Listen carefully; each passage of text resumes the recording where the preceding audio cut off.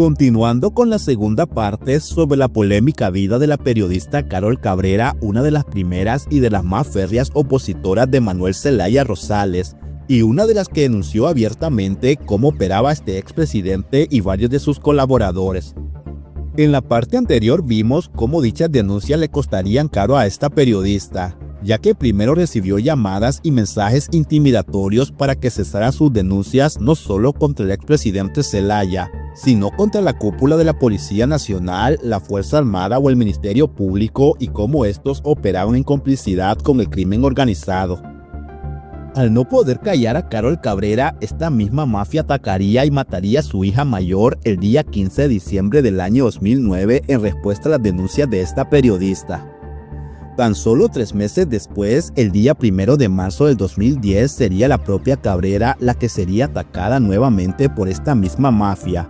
Y aunque ésta logró sobrevivir, su amigo y periodista José Hernández Ochoa pereció al ser él el que recibió la mayoría de los impactos, pues este conducía el vehículo en el que se transportaban al momento del ataque.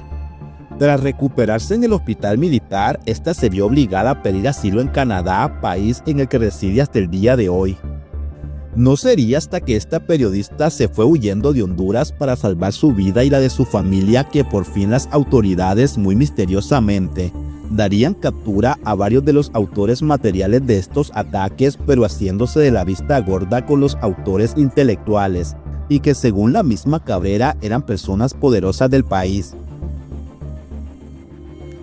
En el mes de diciembre del 2009 serían capturados 2 mareros de la MS y miembros activos de la estructura criminal Ultrafiel, que no son más que mareros vestidos con camisas del Olimpia, quienes habrían atacado primero a la hija de Cabrera y luego a ella, pues se trataba de Hermes Josué Hernández III, conocido como el Sangre dentro de la MS como dentro de la Ultrafiel. Este sujeto fue señalado como la persona que conducía la motocicleta desde donde dispararon contra la jovencita que tenía 8 meses de gestación.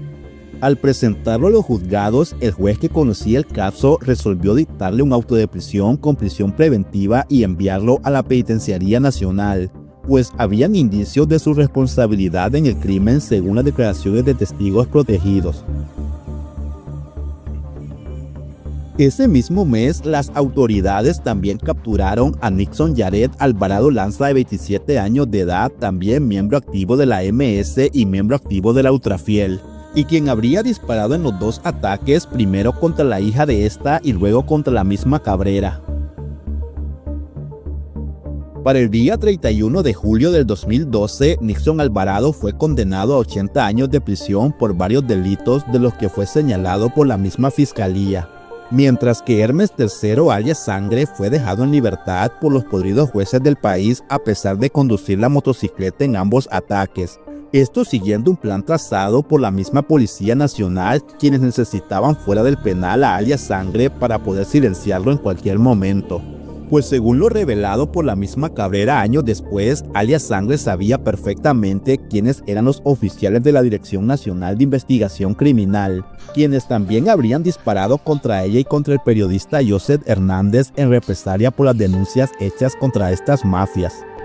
Yo solo te voy a poner esto, Claudia, para que la gente mire. Yo por eso se lo dejé a Dios.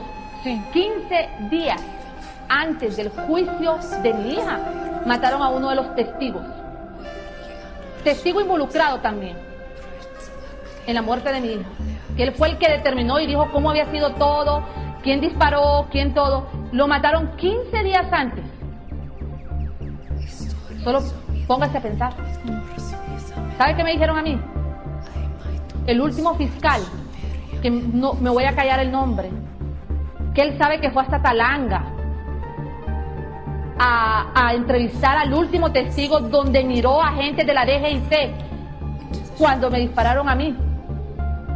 Carol, hay gente grande moviendo esto, Carol. Y efectivamente esto sería así, pues el día 12 de marzo del 2012 por fin la misma Policía Nacional pudo silenciar de una vez por todas a este sujeto, pues alias Sangre ya había sufrido 2 ataques con anterioridad y que según testigos habrían sido por miembros de la Dirección Nacional de Investigación Criminal. El primero sucedió pocos días después de haber sido liberado por corruptos jueces al servicio del crimen organizado, y aunque recibió varios impactos, este milagrosamente logró sobrevivir. El segundo ataque sucedió cuando este sujeto se dirigía hacia una pulpería de la zona cuando desde un carro lo atacaron, logrando impactarlo en el estómago, pero este sujeto también logró sobrevivir. Pero en el tercer ataque, este no correría con la misma suerte de los anteriores.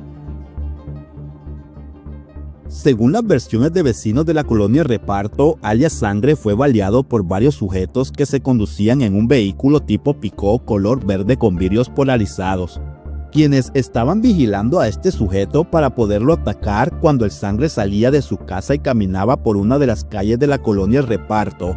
De repente un vehículo aceleró y le propinó un solo impacto, cayendo al suelo aún con vida, y al verlo tirado, vecinos del lugar lo trasladaron a un centro asistencial, muriendo horas después. ¿Ustedes recuerdan por qué se desintegró la DNI?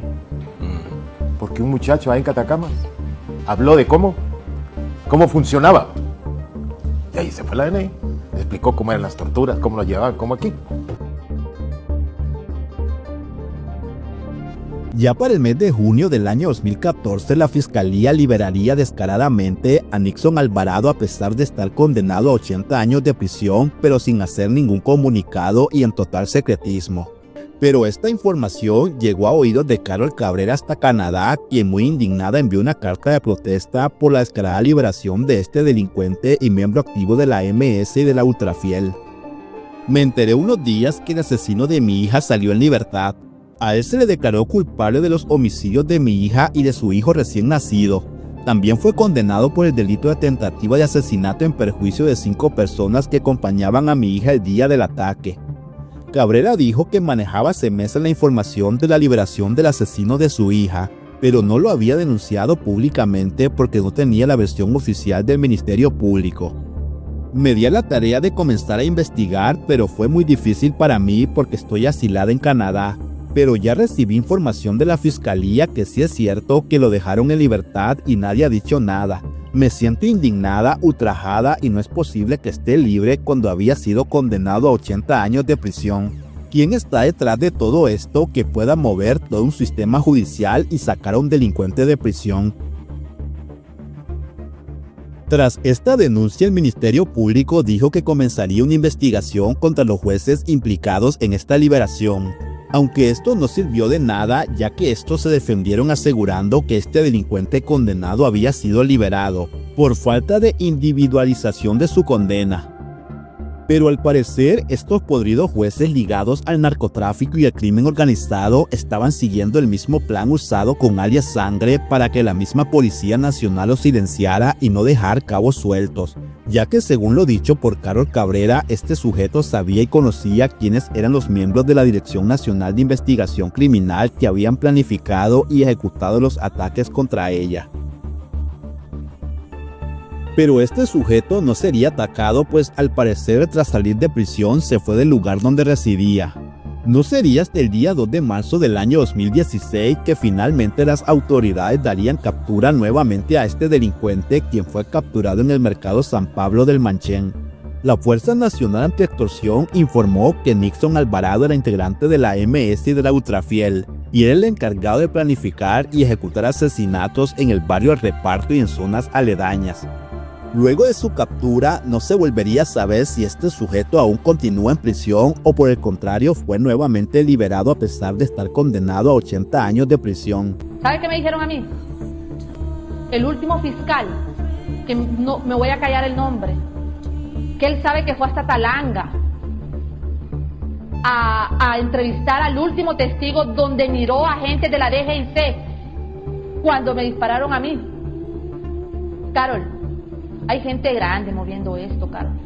¿Ustedes recuerdan por qué se desintegró la DNI? Porque un muchacho ahí en Catacamas habló de cómo funcionaba. Y ahí se fue la DNI. Explicó cómo eran las torturas, cómo lo llevaban, cómo aquí.